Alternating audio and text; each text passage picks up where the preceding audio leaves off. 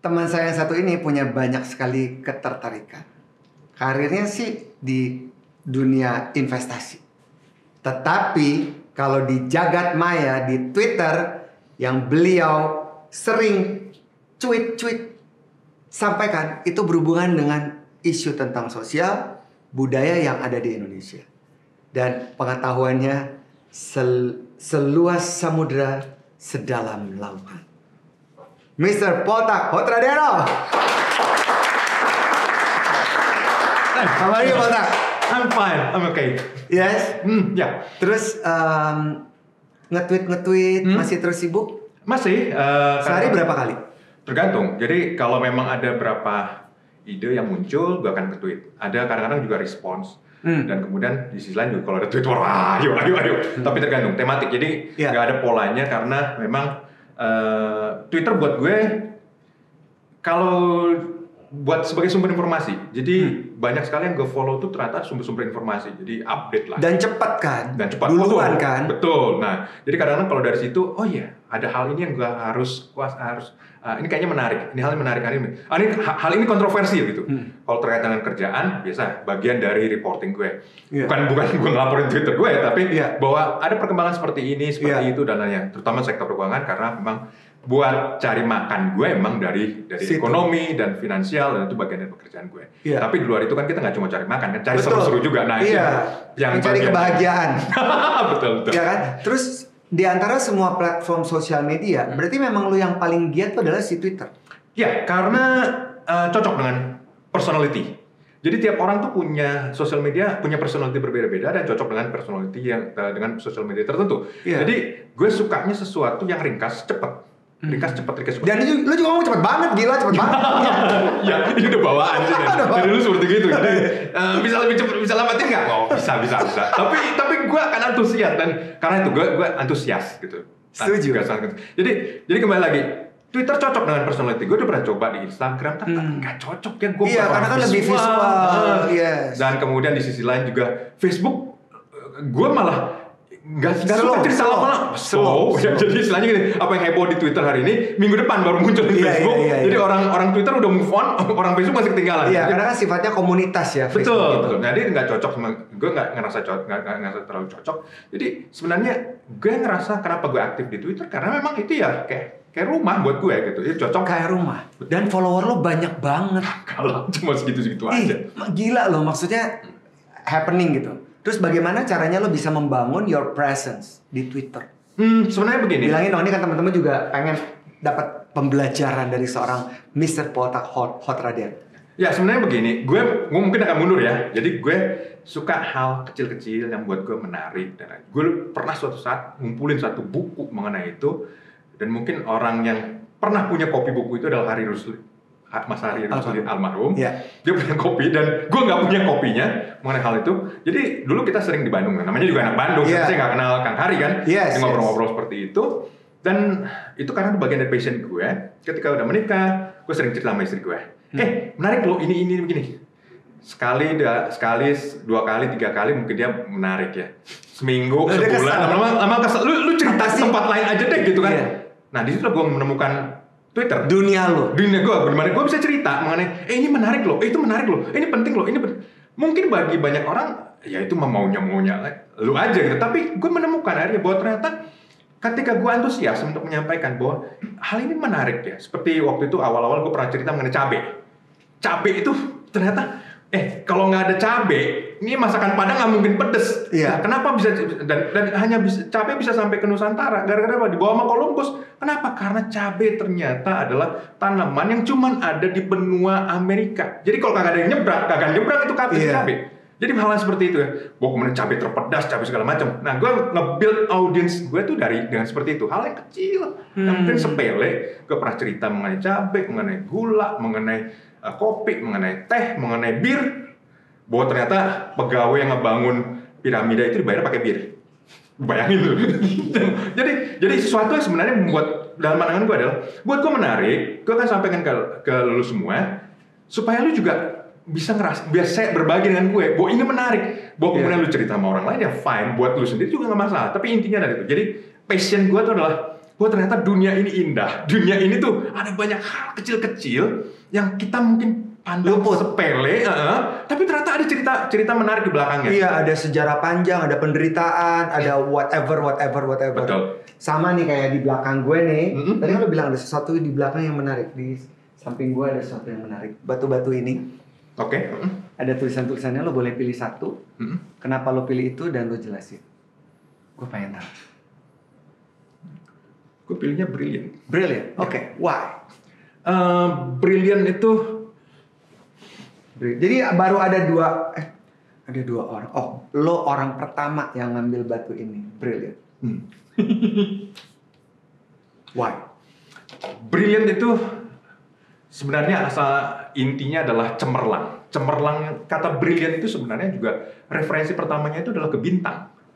Oh gitu? Bright. Brilliant. Oh bright. Ya, jadi sesuatu tuh dalam pandangan gue adalah sesuatu itu menjadi cemerlang ketika dia bersinar, ketika dia berada di kegelapan.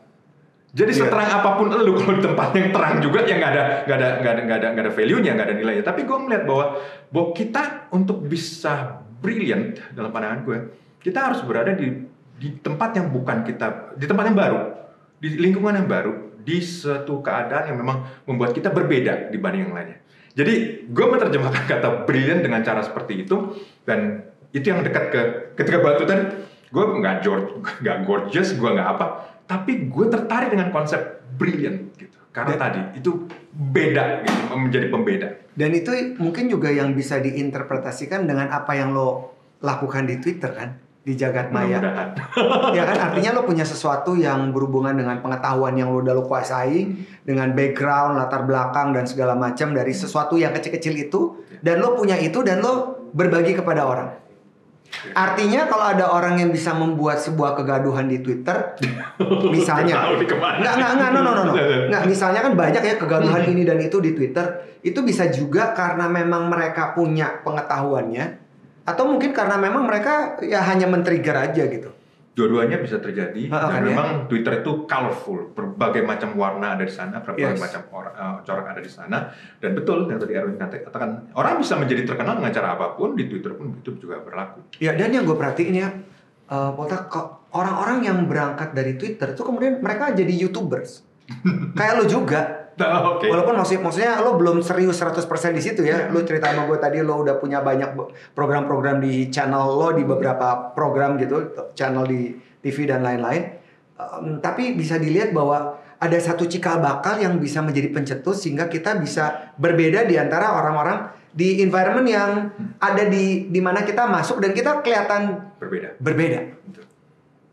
Karena pada dasarnya gue ngerasa bahwa storytelling itu sesuatu yang berguna, dan gue nggak tahu persis, nggak berani memastikan, tapi gue punya passion di situ. Bercerita. Ini menarik loh. Oh, tahu nggak? Bahwa ternyata ini tuh nggak sepele. Bahwa ini ternyata complicated. Bayangin ya, jadi istri gue di storytellingin gue bertahun-tahun ya. Udah lu cerita sama orang lain. Nah itu makanya gue jadi ada pelariannya, istilah pelariannya ke tempat lain. Karena tadi storytelling menurut gue adalah sesuatu yang berguna, dan gue berutang ini sama bokap gue. Why? Dia pendongeng.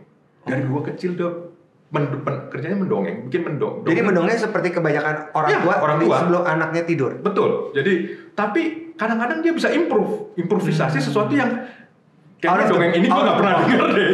Tapi dia bisa improve, dan itu yang gue coba. Mungkin itu ya, karena di antara 3 bersaudara, gue yang paling seneng didongengin, dan gue yang waktu kecil, waktu masih SD, yang di atas satu kelas yang berani maju ke depan. Siapa yang mau bercerita di depan gue mau cerita ke depan. Jadi ada pengaruh influence dari itu sih. Family, dari bokap. Betul, dari bokap. Dan itu juga yang kemudian membuat lo akhirnya terjun ke dunia broadcasting. Ya, gue jadi produser, siaran dan segala macam gitu. Tapi kan kadang-kadang nggak semua orang bisa menemukan mediumnya kan. Di sisi lain, channel untuk mencurahkan apa yang kita miliki itu menjadi banyak pilihan. Apa saran terbaik supaya orang bisa menemukan bintangnya di tempat yang tepat? Seperti lo menemukan Twitter. Gue ngerasa bahwa setiap orang punya passion, punya gairah gitu kan. Ngapain juga hidup kalau nggak punya gairah kan? Ya kita tuh tertarik pada apa sih? Dan pendapat gue adalah tiap orang punya cerita, tiap orang punya sudut pandang sendiri-sendiri. kalau memang orang tersebut sangat punya passion, sangat kuat terhadap itu, ceritakan ke semua dunia. Kalau memang ternyata nggak passion tadi, gue pernah loh gini ya, gue pernah ke dokter saraf, nganterin waktu itu masih pacar gue ya. Habis itu gue ternyata tahu bahwa dokter itu ternyata punya passion mengenai sejarah Bandung. Yang terjadi kita ngobrol mengenai sejarah Bandung, sampai habis itu susternya pulang sendiri. Enggak, susternya ngasih tahu, Pak, pasiennya masih banyak Pak di luar.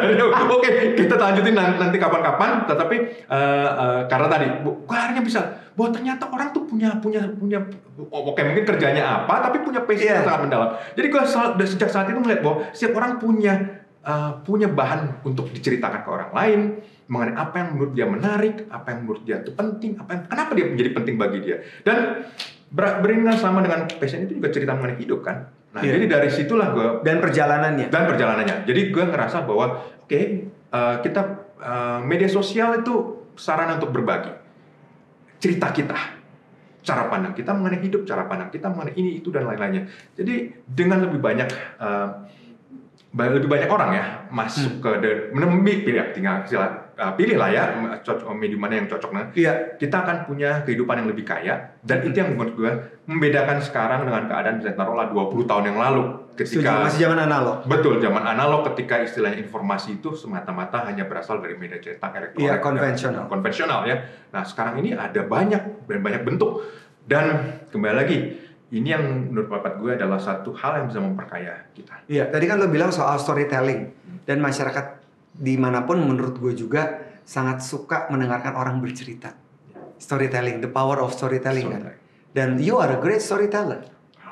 Gue cuma punya passionnya aja gitu. Makanya kenapa orang sering kritik, ngomongnya terlalu cepat. Iya, ini yang mau gue ceritain tuh lebih banyak lagi dari gue bisa omongin gitu loh. Jadi 24 jam sehari nggak cukup ya? Ya itulah makanya jadi kembali lagi. Jadi kenapa gue pilih Twitter juga karena tadi gue bisa cepat bergerak ya.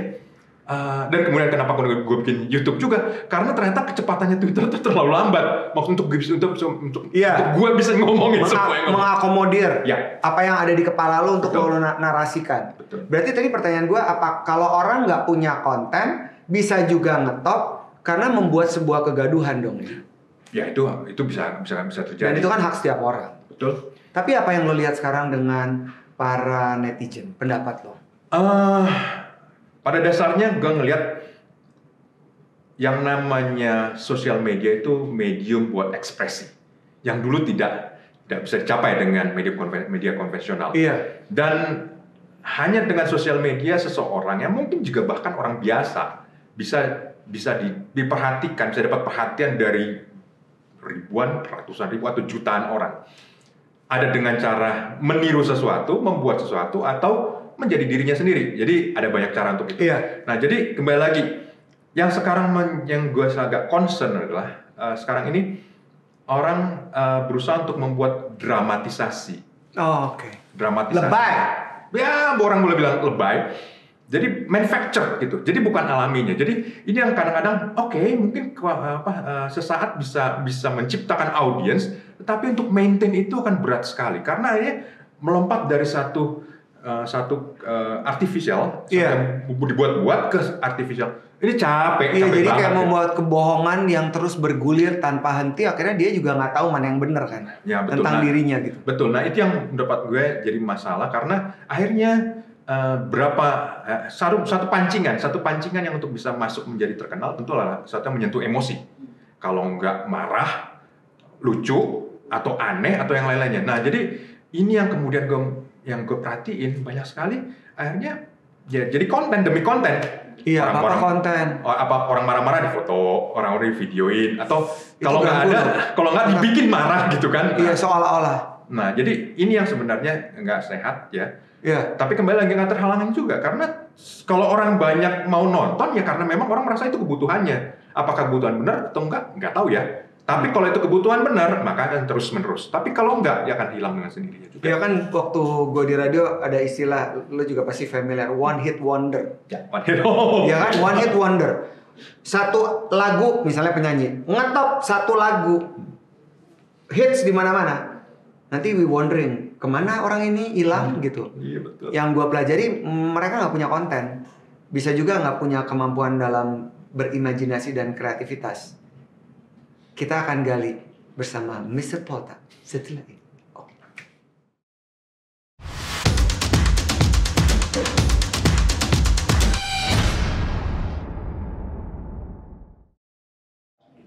Jadi one hit wonder berarti orang itu nggak punya kreativitas ya, Polta?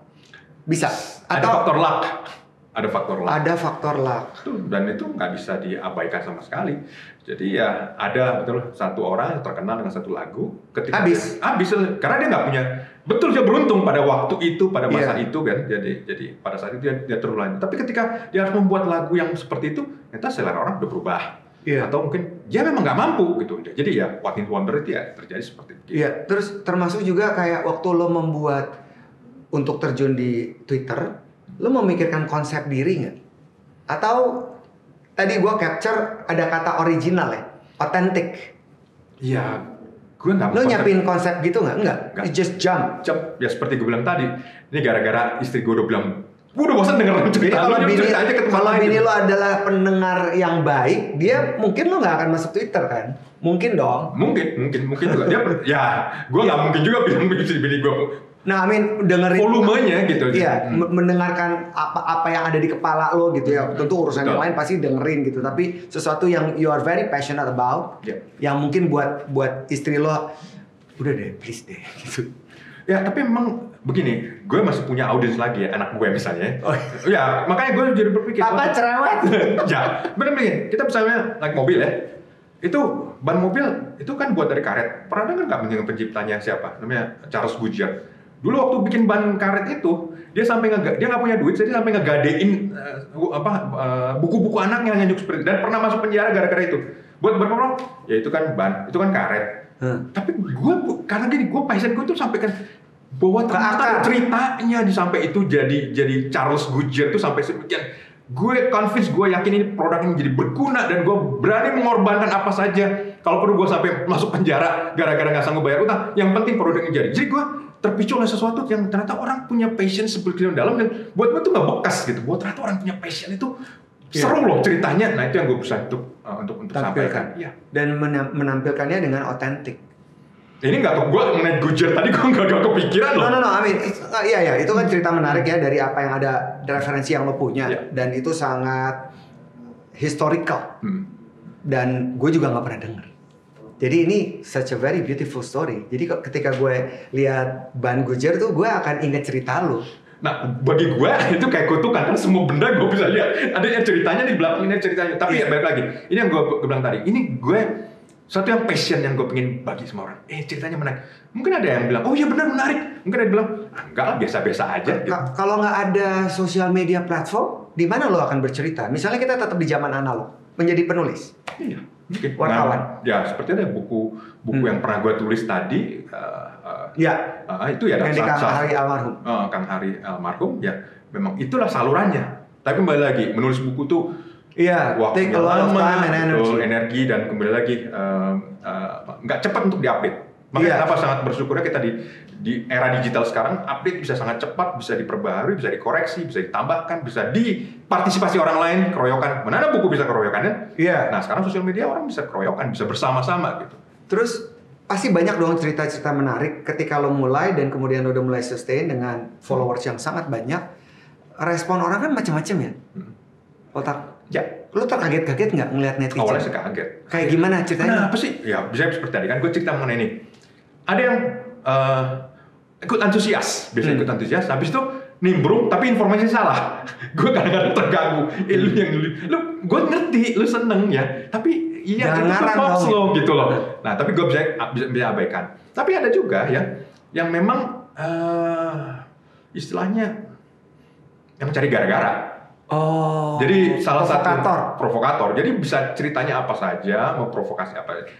Nggak penting lo, nggak penting. Ya kembali lagi, gue ngapain juga gue denger. Tapi itu banyak. Jadi itu mengganggu nggak?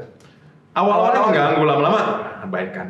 Gue nggak mungkin dong gue baca semua. Iya. Dan panjang kan. Betul. Nah jadi kembali itu tidak terhindarkan, dan buat gue adalah manajemen gue sendiri itu mau ladenin apa enggak.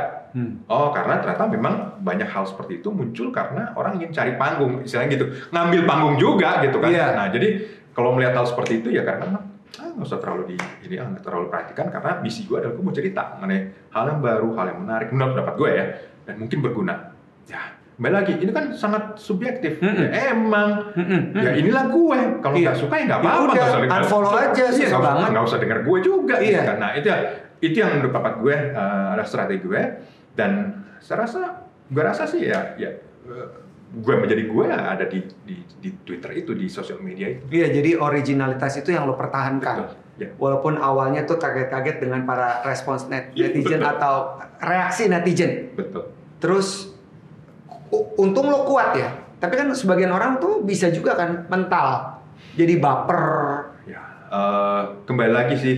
Mental. Ya, mental. Dan sebenarnya cara kita memposisikan kita. Jadi istilahnya kalau kita benar-benar serius, ya, bahkan soal storytelling, orang kan bisa apresiasi kok, bisa apresiasi. Dan setiap orang yang menunjukkan apresiasi, gue ngerti lo, gue susah payah untuk cerita begini, itu tuh kayak penghiburan bagi kita. Ya, ternyata ada lo yang seneng cerita gue, gitu kan? Iya. Jadi yang nggak seneng ya gue nggak terlalu perhatiin.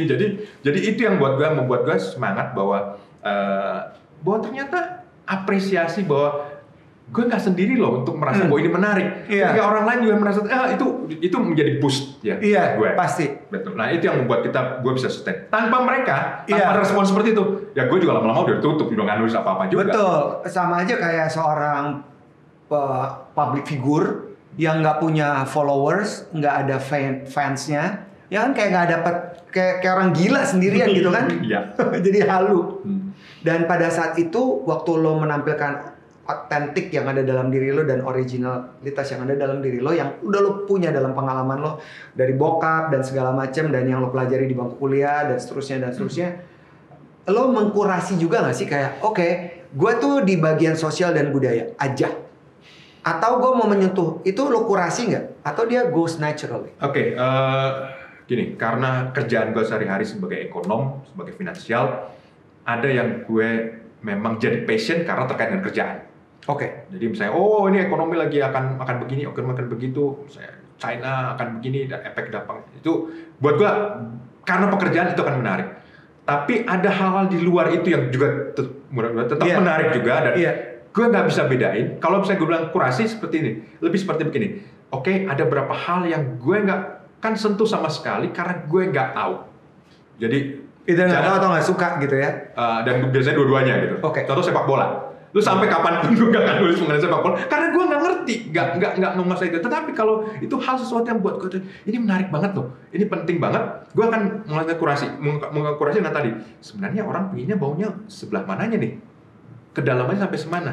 Nah, namanya Twitter itu ada interaksinya juga. Kita orang bertanya, ini kayaknya kayaknya orang tertarik nih, tapi bagian yang ini nih. Nah, maka gue akan nurturing, mulai kembangkan di sisi itu. Tapi kalau ternyata nggak bagian yang gue mau, ternyata nggak ada pertanyaan, berarti emang dead end. Akan tertarik bagian itu. Nggak ada respon. Nggak ada respon. Jadi juga gue akan masuk ke bagian yang bagi orang dari respons tersebut menarik, akan gue terusin. Tapi kalau nggak menarik, ya udah end di sisi itu. Oke, jadi originalitas, kemudian juga passion, apa yang kita kuasai, itu yang kita tampilkan.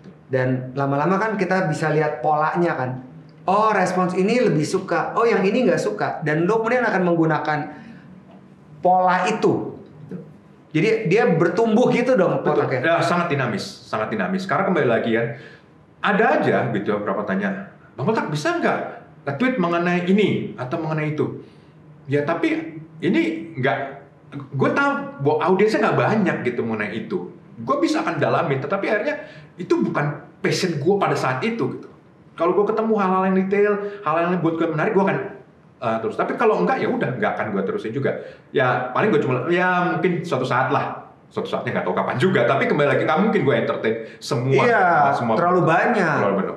Tapi kali ini gue pengen banget ya, saat ini juga, lo menjawab pertanyaan-pertanyaan dalam waktu 1 menit. Oke. Oke. Pertanyaan-pertanyaan bukan absurd, tapi lo mesti jawab. Oke. 1 menit. Siap? Oke, apa? Burung apa yang tidak terbang tinggi, tidak terbang rendah? Burung kakatua. Kalau saya bisa merubah dunia, maka saya akan mengubah dunia. Kelilit utang atau kelilit ular? Kelilit ular. Masa tua saya akan Bahagia. Mabuk laut atau mabuk beneran? Mabuk beneran. Saat terbaik saya kalau Saya sedang tidur. kejebur got atau kena kotoran burung. Kena kotoran bro. Kalau punya waktu lebih banyak maka saya akan Lebih banyak tidur. sebutkan satu kejadian paling memalukan. Waduh banyak. Ketika waktu kecil takut disuntik. Lebih baik mendengar atau ngoceh? Mendengar. Keracunan makanan atau mabuk cinta? Waduh, udah keracunan makanan. Menjadi bodoh atau sok pintar? Bodoh. Lebih baik mana? Menunggu atau ditunggu? Ditunggu. Pendapatmu tentang waktu? Terbatas. 14.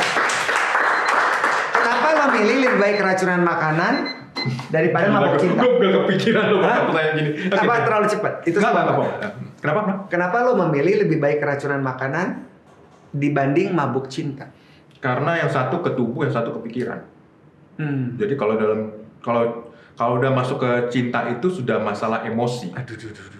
Jadi kalau emosi kagak ada batasnya, kalau gila ya gila aja gitu. Nah, Tai kucing rasa coklat ya? ya itu dia makanya. Dan benar gue nggak seneng berada, nggak ngerasa terganggu ya kalau nggak berada di keadaan gue bisa ngendaliin, nggak bisa ngendaliin. So you're very logic, Makanya ya gue ya. Mata kiri. Ya. Tapi ada seni-seninya nggak sih lo? Otak kanan? Ada sih, tapi gue nggak tahu apa gue benar-benar menikmati apa enggak. Gue tuh suka gambar khusus buat anak gue. Oke. Dan gue mainnya gambar pesawat, dan makin lama makin bagus ya, ternyata makin bagus ya. Jangan gue seneng ya mengenai pesawat ini. Tapi di sisi lain nggak gue terusin juga ya, karena akhirnya anak gue lebih suka hal yang lain kan. Iya. Tapi sampai sekarang gue masih merasa bahwa gue seni sebatas menikmati. Kalau menciptakan gue nggak terlalu punya kemampuan gitu. Oke. Kalau disuruh nih spontanitas gue. Oke. Nonton balet, konser musik atau play. Pilih mana? Luar negeri nih. New York atau London. Oke, balet, konser musik atau play. Ini masalahnya konser musiknya siapa dulu? Ini pertanyaan penting. Apapun. Ensemble. Resital piano, Mozart, ya. Itu. Ya. Daripada balet, daripada play. Masanya susah balet. Gue kalau misalnya ke New York, gue seneng Broadway. Iya. Bener ngejajalin satu-satu. Iya. Jadi gue seneng seperti itu karena emang ya itu digarap dengan baik. Gitu. Perfect. Nah, jadi gue senengnya harmoni. Jadi lebih pada harmoni ketimbang ekspresi. Mungkin lebih seperti itu. Oke. Dan apa yang kemudian bisa lo simpulkan tentang pendapat berikut ini ya? Banyak orang bilang, gue setuju, lebih banyak di dunia ini orang yang tidak tahu dibanding orang yang tahu. Ya pasti, lebih banyak orang nggak tahu sih. Pasti ya? Ya, pasti. Makanya kemudian hoax itu banyak sekali muncul. Ya, betul. Ada nggak rencana-rencana tertentu, atau misalnya ada orang ngomong, lo gemes akan satu isu, dan lo ingin menyampaikan itu dengan kebenaran yang lo punya, dengan data? Gue ada satu hal yang boleh gue cerita. Bertahun-tahun itu kayak jihad ya, sorry pakai istilahnya. Iya ya. Yang sebutkan bahwa Indonesia karena punya garis pantai terpanjang di dunia, maka Indonesia harusnya menjadi produsen garam terbanyak di dunia. Itu gue udah berantem mengenai ini di Twitter sudah bertahun-tahun. Tweet war nggak siapapun ya. Iya. Karena pada dasarnya garam itu nggak dari pinggir pantai. Jadi ini adalah hoax kalau mengatakan bahwa hanya dengan dibikin garam dengan cara mengeringkan air laut maka kita bisa diproduksi. Enggak. Pasir. Ya, betul. Jadi gini, makanya gue selalu sampai hafal luar kepala. Salzburg kota di Austria. Iya. Kecil lagi. Ya itu kenapa dikasih nama Salzburg? Salzburg itu artinya apa? Kota garam, benteng garam. Kenapa? Serius? Produsen garam terbesar di Austria. Ya. Ya di Austria. Yes. Garis pantai berapa? 0. Kagak ada. Nggak ada. Ya, karena di danau. Di bawah Eropa itu ternyata ada tambang garam. Jadi Eropa itu dulu ada lautnya, kemudian karena proses geologi dan lainnya, lautnya mengering, kemudian ketimbun dan lainnya. Dan ini jutaan tahun itu menjadi garam laut ini kering, udah mengering, jadi garam benar-benar. Sehingga ya tadi orang mau ngambil garam itu tinggal ngeduk di bawahnya, di bawah tanah, di seluruh boleh katakan hampir seluruh Eropa itu dasarnya itu adalah adalah tanpa garam. Benar-benar. Jadi makanya kenapa gue selalu bilang, lihat dong itu Belanda garis pantainya semana sih? Ngasilin garam lebih banyak daripada Indonesia. Kan 9 juta ton. Itu negara cuma segede apa sih? Iya. Karena mereka nggali. Nah itu yang banyak orang Indonesia, karena kita dari SD dicekokin garis pantai terluas di dunia, maka kita negara kepulauan terbesar di dunia. Masa bikin garam aja impor? Iya. Ntar dulu. Australia itu pun menghasilkan garam ya karena apa? Banyak sekali tempat di Australia itu memang dulunya ada laut itu berdasarkan proses geologi menjadi kering. Ketika kering, airnya hilang, yang tersisa garamnya. Garamnya itu berkilometer dalamnya, berkilometer luasnya. Nah, apa yang kemudian lo lakukan ketika tweet war itu makin berputar jadi snowball effect, jadi makin gede. Tahan, jawabannya ada di sini. Oke, sabar.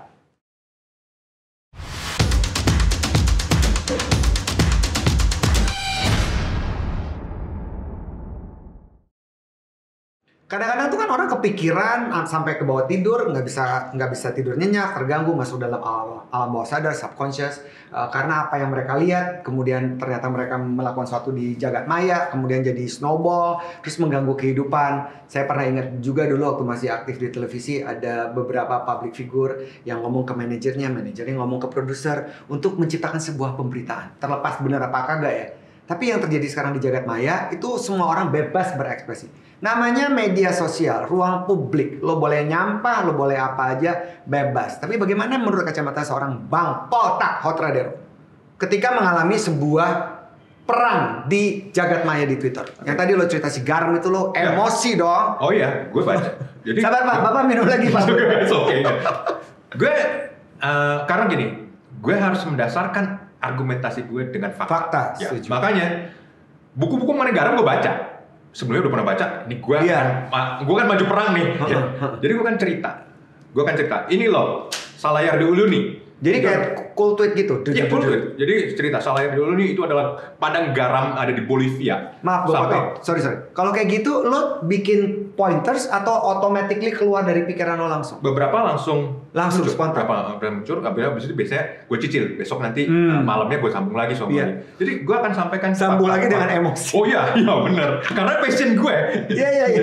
Jadi fakta-faktanya bahwa ternyata garam itu 2/3 dari penggunaan garam ternyata bukan buat makanan. Ya, makanya penting bagi Indonesia supaya garam semurah-murahnya. Kenapa? Yang namanya kaca itu dibikin pakai garam, pupuk pakai garam, plastik pakai garam. Nggak ada garam, ya nggak bisa. Nggak jadi. Garamnya mahal, plastiknya mahal, semuanya produk-produk mahal. Jadi kita perlu semua. Jadi gue istilahnya overwhelming ya. Yeah. Gue jejelin semua, mulai dari sejarah garam sampai kenapa salary kan gaji kan.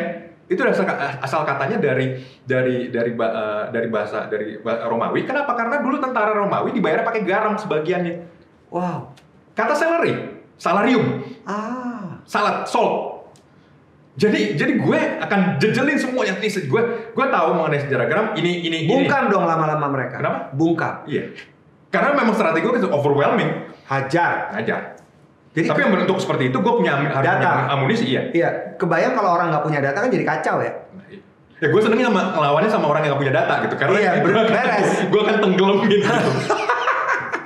Terus kalau misalnya dealing with that situation, karena lo sangat energetic dan juga lo sangat passionate, ada nggak gangguan yang bikin lo sampai nggak bisa tidur? Oh ya, pasti. Kalau misalnya itu many times? Cukup awal-awal cukup lama, cukup banyak, cukup. And how you deal with that? Kepikiran terus kan, nggak bisa. Ya, kepikiran terus. Jadi mungkin bangun tengah malam kepikiran gitu kan susah. Atau nggak bisa tidur sampai pagi. Iya. Ya itu terjadi. How you deal with that?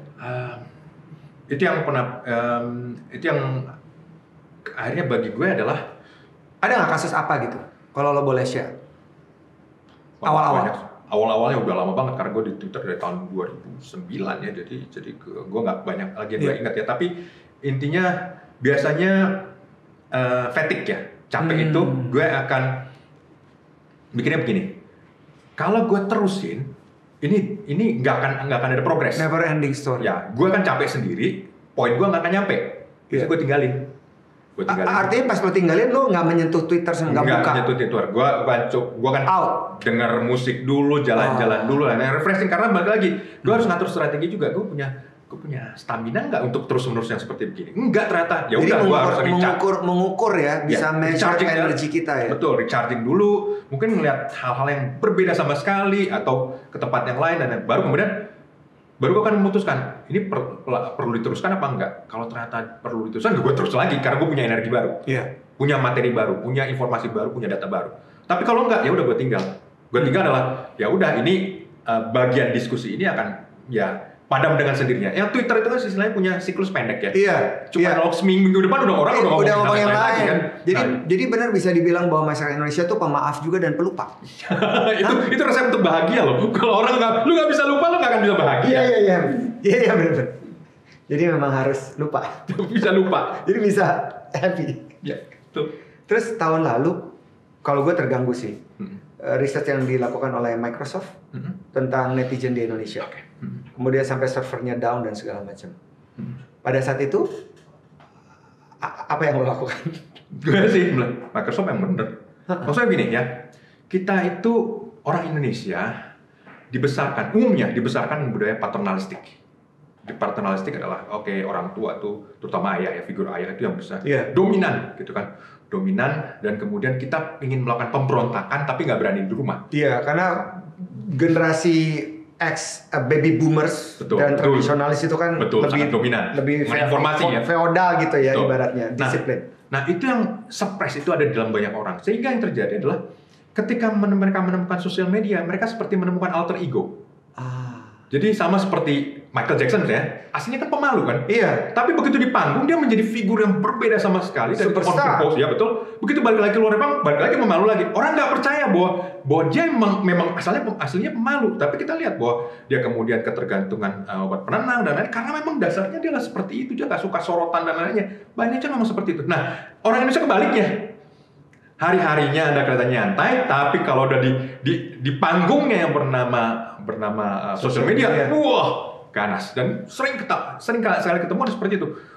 Di sosial media kayaknya ganas banget ya. Iya. Begitu ketemu, cemen culun. Karena tadi bagi banyak orang Indonesia yang namanya sosial media itu adalah seperti alter ego bagi mereka. Pelampiasan. Sayangnya adalah pelampiasan sifatnya negatif. Jadi pelampiasan negatif ya ngejatuh-jatuhin orang lah, provokasi lah. Karena apa? Pada dasarnya mereka rindu akan perhatian. Jadi semua orang seeking for attention.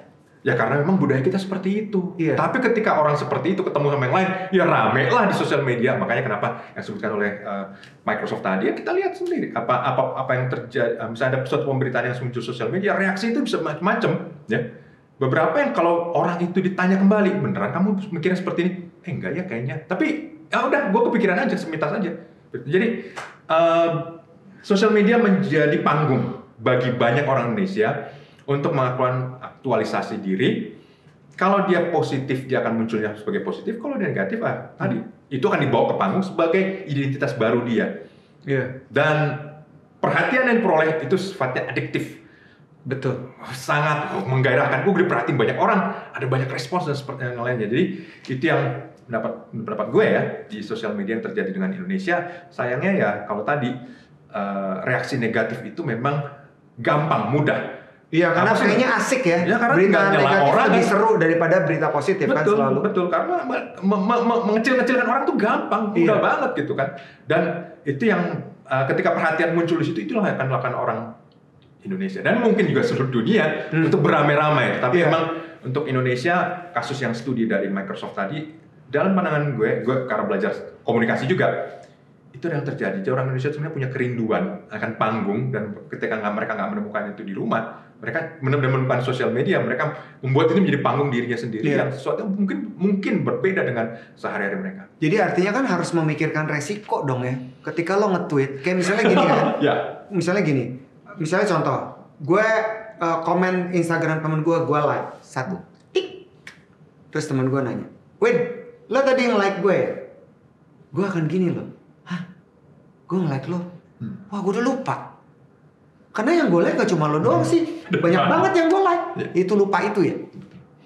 Artinya kan ketika kita mau berselancar atau bermain media sosial sebagai tools kita untuk menampilkan diri kita, baik itu diri yang sesungguhnya atau enggak, lu mesti mikirin resikonya dong, karena kan image-nya balik ke kita juga kan.